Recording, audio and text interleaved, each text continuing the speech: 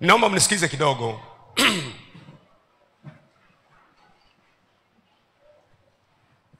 Wiki hii nilifanya press. Niliita waandishi wa habari. Nitaka kuzungumza nao kwa habari ya utekaji, kupotea kwa watu katika nchi yetu ambako kumezidi sana. Na nikazungumza mambo machache sana. Nikasema kwamba watu wanapotea sana, na hatujui sasa nani anayefuata kwenye kupotea. Unaweza kunyamaza, kumbe unafuata wewe. Na nikasema kwa ufupi kwamba nashauri mambo kadha wa kadha. Kwanza ndio shauri ni kwamba viongozi wa vyombo vya dola, kwa maana ya mkuu wa jeshi la polisi na wasaidizi wake wote walio chini yake, mkuu wa idara ya usalama na walio chini yake wote, mkuu wa jeshi la wananchi kwa maana ya TPDF, CDF na walio chini yake wote, mkuu wa jeshi la magereza na walio chini yake wote, mkuu wa jeshi la uhamiaji na walio chini yake wote. Nikasema kwamba hawa kimsingi wao wanateuliwa na Mheshimiwa Rais au na taasisi ya rais. Na nini kimetokea? Hawa watekaji wanateka watu, hawapatikani. Nakuta mama analia, baba analia, familia inalia, nchi inaomboleza kwa sababu ya watu kuwa wanatekwa, wengine hawajapatikana mpaka leo. Nikatoa orodha ya watu 83 ambao wengine wametekwa hawapatikani kabisa, wengine wametekwa wakapatikana, wengine hawajulikani. Kwa kati ya hao kuna watu ambao wametekwa hawapatikani, na kati ya hao kuna missing persons ambao hawajulikani wamekwenda wapi. Na mpaka juzi tarehe 28, Shehe wa Zanzibar, baada ya kuwa nimetoa tamko hili, Shehe wa Zanzibar, Shehe Jabil Haidar Jabil Al-Fasi, kuamkia tarehe 28 mwezi huu wa 5, juzi tu niliposema, alichukuliwa nyumbani kwake Fuoni majira ya jioni, na maiti ikaja kuokotwa njiani, njia ya Kizimbani ya Kinumoshi, eneo la Bumbwi Sud. Machi ameondoka pia mjumbe wa halmashauri kuu ya CCM kule Mwanza, naye ameondoka tarehe 23 Machi, hajapatikana mpaka leo. Kwa hiyo watekaji wanateka mwana CCM, wanateka kiongozi wa dini, wanateka mwananchi wa kawaida. Juzi tu mmeona kiongozi wetu Father na Padri Kitima, ambaye pia ni katibu wetu wa teki, alivamiwa na watu, akapigwa, akaumizwa, na wale watu walikuwa na nia ya kumuua kabisa, akasurvive. Katekista wetu mwingine kule na yeye kavamiwa, na yeye kapigwa, kaburuzwa. Muda usingetosha kuleta mtu mmoja anaitwa Mdude kule Mbeya, watu wameingia nyumbani kwake, wamevunja mlango, wamemburuta, wameondoka naye, hajapatikana mpaka leo. Kwa hiyo watekaji wanateka mwana CCM, wanateka kiongozi wa dini. Unapochukua shehe, unamchukua nyumbani kwake, anakwenda anaokotwa, ameuawa. Hatujui nani atakayeuawa baadaye.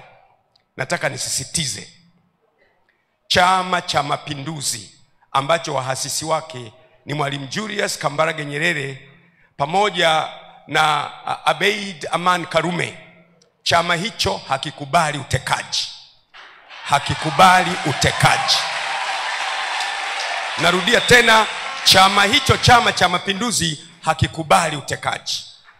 Na mimi mpaka sasa ni mwanachama wa Chama cha Mapinduzi, naungana na waasisi wetu Mwalimu Julius Kambarage Nyerere pamoja na Aman Abeid Karume na viongozi wengine wote wa Tanzania waliowahi kutawala nchi hii, akiwemo Ali Hassan Mwinyi ametangulia mbele za haki, akiwemo Benjamin Mkapa ametangulia mbele za haki, akiwemo Jakaya Mlisho Kikwete ambaye tuko naye leo, akiwemo John Pombe Magufuli na viongozi wengine wote, hawa wote hawajaasisi chama cha kuteka watu. Na CCM sisi si watekaji, na anayeteka watu anateka kwa nia yake yeye mwenyewe.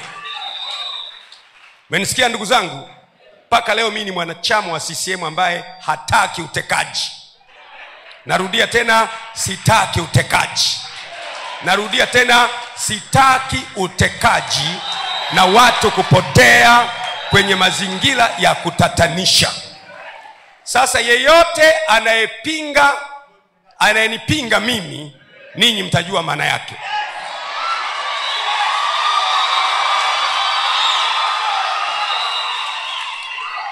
Nilitoa mifano nikasema hivi, mwanangu Jordan akitekwa leo, akachukuliwa kama alivyochukuliwa ndugu yetu Muislamu mzuri Ali Muhammad Kibao hapo Tegeta jimboni kwangu, anachukuliwa basi inasimama, anashushwa ndani na watu wanaondoka naye mchana, alafu kesho yake anaamkia ameokotwa kule Ununio jimboni kwangu kule, ameng'olewa macho na amekufa. Nikasema akifanywa hivyo mwanangu Jordan, akachukuliwa na watu mchana, akaenda kung'olewa macho, nitajisikiaje? Na nikasema akichukuliwa rafiki yangu, ndugu yangu Abdul, mtoto wa Mama Samia Suluhu Hassan, mwenyekiti wangu wa Chama cha Mapinduzi, akachukuliwa yeye akaokotwa amekufa, ameng'olewa macho, utajisikiaje? Na naongezea leo, akichukuliwa mtoto wa Jakaya Mlisho Kikwete, akaenda akang'olewa macho, akaenda, natoa mfano, nawapa mifano, akaenda akaokotwa hana macho na amekufa, utajisikiaje? Akichukuliwa mtoto wa Alhaji Ali Hassan Mwinyi, akaenda akaokotwa kesho ameng'olewa macho amekufa, utajisikiaje? Hivyo hivyo mtoto wa Majaliwa, hivyo hivyo akichukuliwa mtoto wa John Pombe Magufuli, akaokotwa amekufa. Leo kwa nini hatuoni kilio cha hawa watu wanyonge, wenye dhiki, wenye tabu, wenye matatizo, waliochoka? Mimi nitalisimamia mpaka mwisho. Nitalisimamia na kuhakikisha utekaji umehama katika nchi. Narudia tena, CCM sio watekaji na sio chama chenye sera ya kuteka watu. Kama kuna mtu anateka yeye mwenyewe, sio kwa niaba ya Chama cha Mapinduzi, ni kwa maslahi yake yeye mwenyewe. Mmenielewa? Mmenielewa? Sasa kama nimeongea mimi, alafu kesho shehe kachukuliwa nyumbani kwake, watu wamekuja na Noa, wameondoka naye, kaokotwa amekufa baada ya masaa 2-3, nani anayefuata baadaye? Na kwa sababu hiyo mpaka terminology imezaliwa. Nikasikia terminology inaitwa Gwajimanization. Tumepata neno mpya kwenye ulimwengu wa kisiasa, linaitwa Gwajimanization. Nataka sasa ni tafasiri Gwajimanization maana yake nini. Gwajimanization au Gwajimanizing ni ujasiri usioteteleka wa kusema kweli,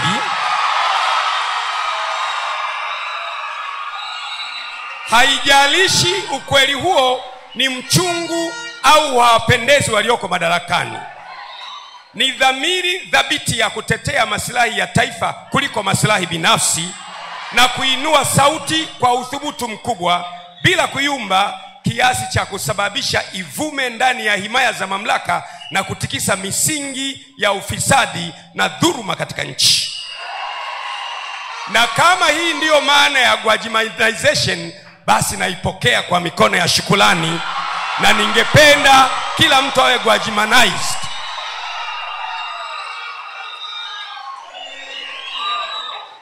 Naipokea kwa mikono ya shukrani. Ndugu zangu, nimesema maneno haya ili kufafanua place yangu, kwa sababu mnajua nyie ni kanisa. Wale walio mbali, mmesikia askofu wenu anatajwa kwamba ana Gwajimanize. Gwajimanization kwa maana hii sasa nakubali kweli. Ningependa kugwajimanize kwa maana ya ni ujasiri usiotetereka wa kusema ukweli.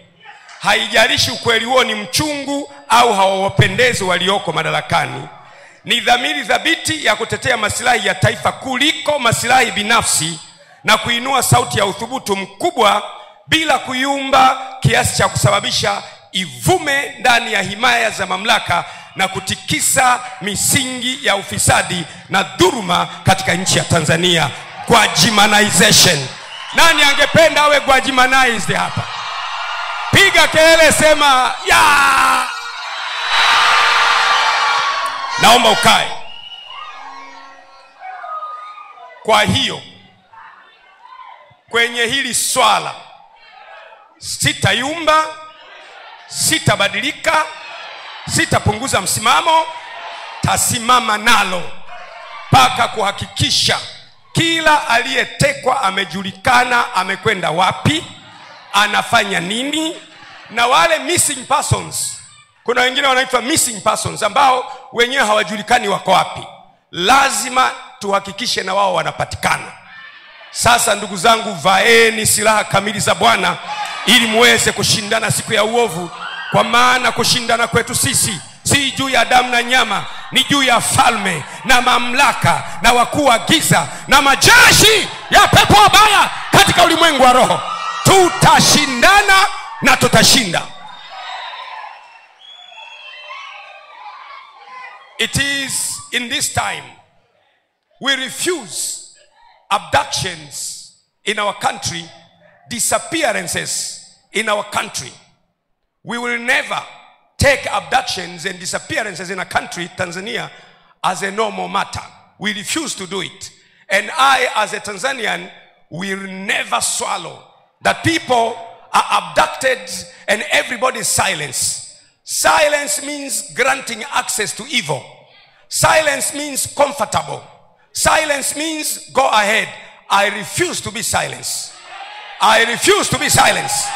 I refuse to be silenced. Hebu sema kwa sauti, Tanzania ni yetu sote.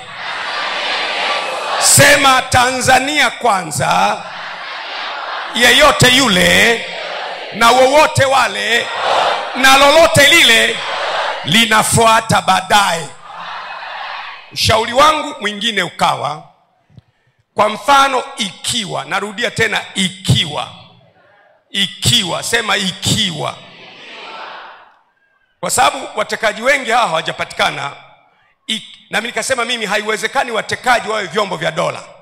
Nikasema watekaji sio polisi, kwa sababu polisi hawezi kwenda kumchukua mtu mahali na akajitambulisha polisi alafu mtu huyo akaokotwa ametupwa boda. Kuna yule yule kaka wa Kenya Boniface Mwangi, kuna yule dada wa Uganda kaka Boniface Mwangi wa Kenya, na yule kaka dada wa Uganda yule Agatha Tuhaile. Haiwezekani, wale si polisi. Polisi wa kwetu ni competent. Sema tena competent. Wale sio idara ya usalama. Idara ya usalama ya kwetu ni competent. Wala sio jeshi la wananchi, wala sio magereza, wala sio uhamiaji. Sio. Bila shaka inaweza kuwa, hebu sema inaweza kuwa, kuna kakikundi fulani ambako kenyewe kanakuwa kanawachukua watu kwa masilahi ya mwanasiasa fulani. Ndiyo maana nikapendekeza kwamba wakuu wa vyombo vya dola, wa kwanza, wa pili, wa tatu, wa nne, wale ambao wanapatikana kwa influence ya taasisi ya rais, ndiyo rais awe anawachagua, lakini akitaka kuwatoa apeleke hoja kwenye kamati ya ulinzi na usalama na mambo ya nchi za nje ya bunge, ili wabunge tuone huyu mkuu wa chombo cha dola asije kuwa anatolewa kwenye nafasi yake kwa sababu ametetea masilahi fulani ya taifa, ili kwamba taifa liwe salama, ili vyombo vya dola wawe na uwezo wa kutulindia maono zetu siku zijazo. Na nasisitiza, huo ndio ushauri wangu wa kukomesha watekaji.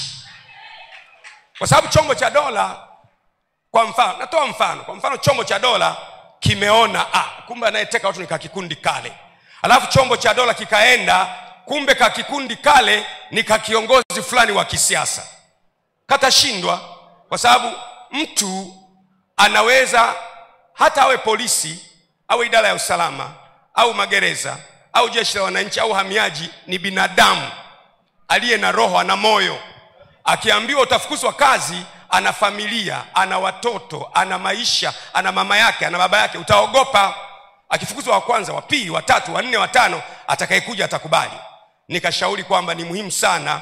Ndiyo, ni ushauri. Na mimi nashangaa kwa nini watu wanapiga kelele na ushauri. Kwa sababu ushauri unaweza kuukataa au unaweza kuukubali. Nilitegemea mtu aseme tu kwamba tumekataa ushauri wa Gwajima. Ni ushauri. Ni ushauri. Aseme tumekataa ushauri wa Gwajima, simple. Na ukiukataa ushauri wangu, mimi nimetumwa na Mungu kwenye hii nchi. Na safari hii ndio mtajua kwamba Mungu amenituma. Narudia tena. Mungu hatumi watu wazuri sana. Hatumi watu wenye sura nzuri sana. Hatumi watu wanaovutia sana. Mungu anatuma watu kama anavyopenda yeye mwenyewe. Na anatuma kwenye nchi kwa ajili ya makusudi yake ya milele. Karne ya kwanza, Mungu wa mbingu na nchi alimtuma mwanae Yesu Kristo. Akaja hapa duniani. Ni binadamu 100%, lakini ametumwa na Mungu.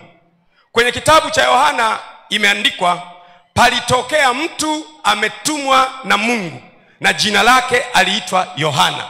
Huyu alitumwa kutengeneza njia ya Yesu Kristo. Mungu anatuma watu. Baada ya miaka 500 na kitu baadaye, Mtume Muhammad sallallahu alaihi wasallam naye akaja duniani. Ndiyo maana unaona Uislamu umeenea duniani kote, naye alikuja kwa ajili ya utume wa kueneza Uislamu duniani. Kwa hiyo Mungu huwa anatuma watu kwa kusudi maalum. Na Mungu akiwatuma watu huwa anawalinda, anawatunza mpaka watimize mission waliotumwa naye. Hovyo hautaweza. Hautaweza. Yeye anilindaye hata lala wala hata sinzia. Yeye aliye mkuu wa Israeli hata acha mguu wangu usogezwe. Wao watataja magari, wao watataja farasi, wao watataja silaha zao, lakini mimi nitalitaja jina la Mwenyezi Mungu aliyeumba mbingu na nchi, akulindaye hata lala wala hata sinzia, aliye mkuu wa Israeli. Tumpigie Bwana makofi makubwa sana. Umenielewa Umenielewa Na isemea Tanzania na wasemea wa Tanzania nikiwa mwanachama wa Chama cha Mapinduzi. CCM haina sera ya utekaji. Mimi ni mjumbe wa halmashauri kuu ya Chama cha Mapinduzi Taifa. Utekaji, kupotea kwa watu sio wazo la CCM, na CCM haipotezi watu. Tupige makombola mpaka anayeteka watu atokee hadharani. Si tupige makombola. Na wana CCM ndugu zangu, mnielewe.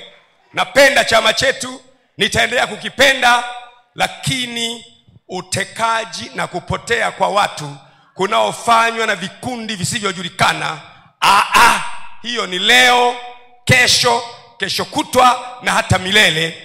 Nitakataa kwa jina la Yesu. Naomba mkae. Nataka niishie hapo kwa maneno haya.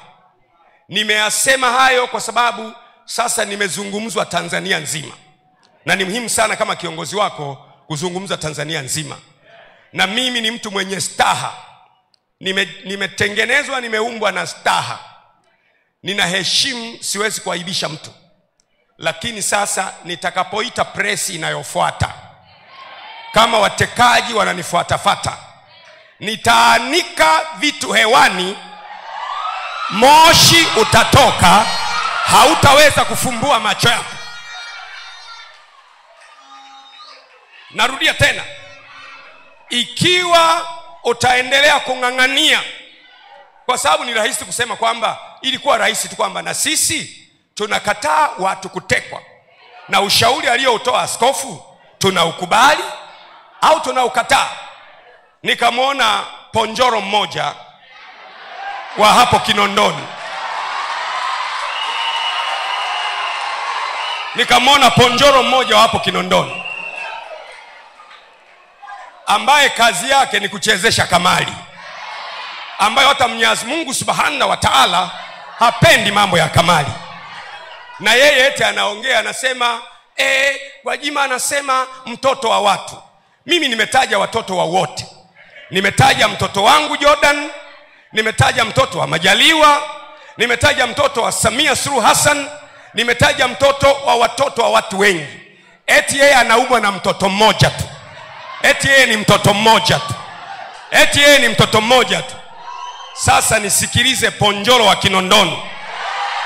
Nikikuamkia wewe utabaki vipande vipande, kwa maana ya nikikusemesha Kinondoni yote itakukataa na utanuka kinyesi. Tulia, kaa kwa kutulia. Kaa kwa kutulia. Hapa unaongea na jasusi la mbinguni.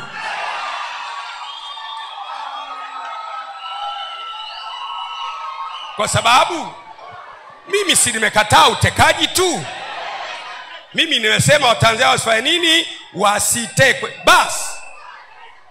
Na kama mtu asingenijibu mimi nisingesema haya.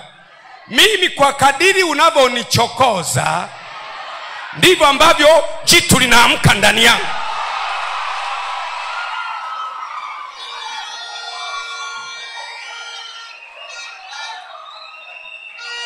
Na Chama cha Mapinduzi, Gwajima ni hazina yenu. Gwajima ni hazina yenu ya CCM. Mnaye mtu ambaye hamjamjua bado. Narudia tena, you have a person that you don't understand yet. Hamjamjua bado. Mtu mliye naye ni mtumishi wa Mungu wa wote, na anatakiwa afanye mapenzi ya Mungu kwa wote. Na saa imetimia. Naam, atukuzwe mwana wa Adamu. Tumpigie Yesu makofi makubwa kabisa.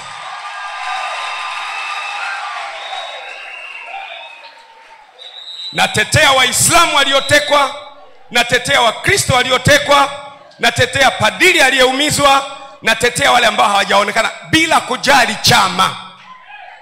Kwa sababu mtu kama amekosea si akamatwe apelekwe mahakamani? Mtu kama amekosea si kuna taratibu za aliyekosea? Ndio maana nasema si vyombo vya dola, kwa sababu vyombo vya dola kazi yake ni kuarrest. Vyombo vya dola haviteki. Polisi hawateki. Idara ya usalama wa taifa hawateki. Jeshi la wananchi hawateki. Wahamiaji hawateki. Magereza hawateki. Bila shaka kunaweza kuwa, mwambie mwenzao kunaweza kuwa na kakikundi fulani ambako haka ndio nakatumia message kwamba kila silaha utakayofanya haitafanikiwa juu ya taifa la Tanzania katika jina la Yesu. Mtu aseme haleluya. Basi nimeshatuma ujumbe, naishia hapo. Lakini nasema mtu akinichokoa nitaita press hata mara 2 kwa wiki. Nasema press nitakayoita ya pili, kama ukiendelea kunichokoa nitasema vitu utatoka Moshi huwezi kufungua macho. Lakini sasa mimi ni mtu wa staha. Hebu sema staha. Siwezi kumwaibisha. Tumpigie Bwana Yesu makofi. Ninaomba kwa dakika chache watu wote kule mliko online, makanisa yetu 2000 na kitu na rafiki zetu, tusimame tuombee taifa la Tanzania kwa pamoja. Tusimame tuombee taifa la Tanzania kwa pamoja. Tutaimba wimbo mwingine wa utaifa wetu. Wimbo huu sio wa dini yote, ni wa utaifa wetu. Na baadaye kuna wanangu ambao wamerudi kuja kumuona baba yao, basi nitawaita mbele. Tutawashangilia, tutawapokea kwa furaha kubwa kama watoto wetu.